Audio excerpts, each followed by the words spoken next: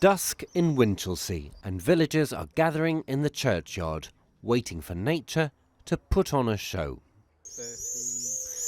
Dozens of swifts head here from southern Africa every year and stay for 3 months while they raise their young.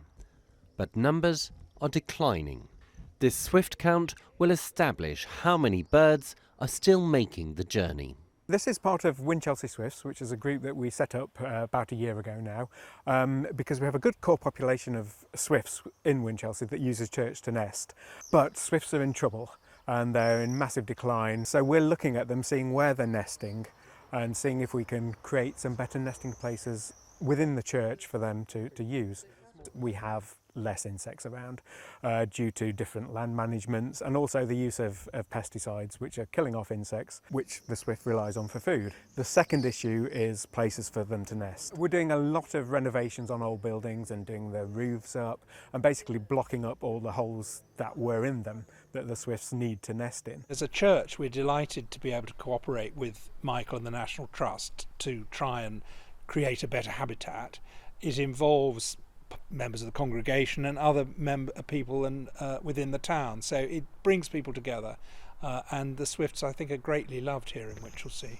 They're such wonderful acrobats, really, and the marvellous sort of screaming they make as they fly around the churchyard and through the arches.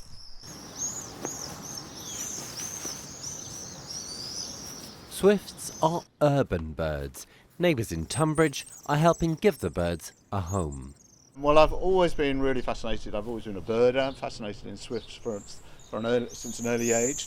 And a few years ago, we noticed that there are a pair of swifts that were nesting in one of the cavities in the building. And so a couple of years ago, I put up a nest box to try and encourage some more. So at the moment, we have 2 swift pairs nesting, one on eggs, one with 3 young.